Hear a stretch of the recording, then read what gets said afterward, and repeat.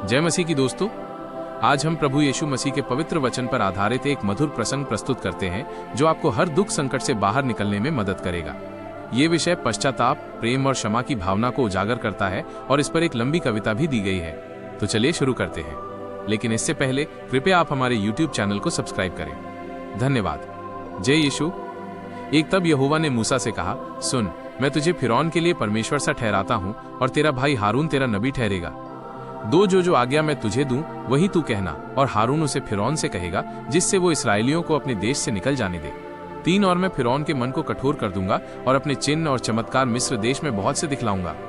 4 तो भी फिरौन तुम्हारी न सुनेगा, और मैं मिस्र देश पर अपना हाथ बढ़ाकर मिस्रियों को भारी दंड देकर अपनी सेना अर्थात अपनी इसराइली प्रजा को मिस्र देश से निकाल लूंगा। 5 और जब मैं मिस्र पर हाथ बढ़ाकर इसराइलियों को उनके बीच से निकालूंगा, तब मिस्री जान लेंगे कि मैं यहोवा हूँ। 6 तब मूसा और हारून ने यहोवा की आज्ञा के अनुसार ही किया।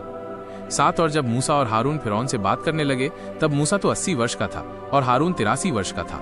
8 फिर यहोवा ने मूसा और हारून से इस प्रकार कहा। 9 कि जब फिरौन तुमसे कहे कि अपने प्रमाण का कोई चमत्कार दिखाओ, तब तू हारून से कहना कि अपनी लाठी को लेकर फिरौन के सामने डाल दे कि वो अजगर बन जाए। 10 तब मूसा और हारून ने फिरौन के पास जाकर यहोवा की आज्ञा के अनुसार किया, और जब हारून ने अपनी लाठी को फिरौन और उसके कर्मचारियों के सामने डाल दिया, तब वो अजगर बन गया। 11 तब फिरौन ने पंडितों और टोनहा करने वालों को बुलवाया, और मिस्र के जादूगरों ने आकर अपने अपने तंत्र मंत्र से वैसा ही किया। 12 उन्होंने भी अपनी अपनी लाठी को डाल दिया और वे भी अजगर बन गए, पर हारून की लाठी उनकी लाठियों को निगल गई। 13 परंतु फिरौन का मन और हठीला हो गया, और यहोवा के वचन के अनुसार उसने मूसा और हारून की बातों को नहीं माना। 14 तब यहोवा ने मूसा से कहा, फिरौन का मन कठोर हो गया है और वो इस प्रजा को जाने नहीं देता। 15 इसलिए बिहान को फिरौन के पास जा, वो तो जल की ओर बाहर आएगा, और जो लाठी सर्प बन गई थी उसको हाथ में लिए हुए नील नदी के तट पर उससे भेंट करने के लिए खड़ा रहना। 16 और उससे इस प्रकार कहना कि इब्रियों के परमेश्वर यहोवा ने मुझे ये कहने के लिए तेरे पास भेजा है कि मेरी प्रजा के लोगों को जाने दे कि जिससे वे जंगल में मेरी उपासना करें, और अब तक तूने मेरा कहना नहीं माना। 17 यहोवा यों कहता है, इससे तू जान लेगा कि मैं ही परमेश्वर हूँ। देख, मैं अपने हाथ की लाठी को नील नदी के जल पर मारूंगा और जल लोहू बन जाएगा। 18 और जो मछलियां नील नदी में हैं वे मर जाएंगी और नील नदी बसाने लगेगी, और नदी का पानी पीने के लिए मिस्रियों का जी ना चाहेगा।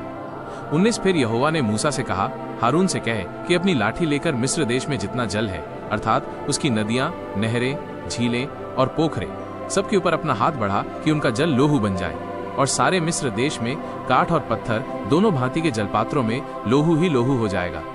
20 तब मूसा और हारून ने यहोवा की आज्ञा ही के अनुसार किया, अर्थात उसने लाठी को उठाकर फिरौन और उसके कर्मचारियों के देखते नील नदी के जल पर मारा, और नदी का सब जल लोहू बन गया। 21 और नील नदी में जो मछलियां थीं वे मर गई, और नदी से दुर्गंध आने लगी, और मिस्री लोग नदी का पानी ना पी सके, और सारे मिस्र देश में लोहू हो गया। 22 तब मिस्र के जादूगरों ने भी अपने तंत्र मंत्रों से वैसा ही किया, तो भी फिरौन का मन हठीला हो गया, और यहोवा के कहने के अनुसार उसने मूसा और हारून की न मानी। 23 फिरौन ने इस पर भी ध्यान नहीं दिया और मुंह फेर के अपने घर में चला गया। 24 और सब मिस्री लोग पीने के जल के लिए नील नदी के आसपास खोदने लगे, क्योंकि वे नदी का जल नहीं पी सकते थे। 25 और जब यहोवा ने नील नदी को मारा था, तब से 7 दिन हो चुके थे। अगर आपको यह अनमोल वचन अच्छा लगा तो आप हमारे YouTube चैनल को लाइक करें,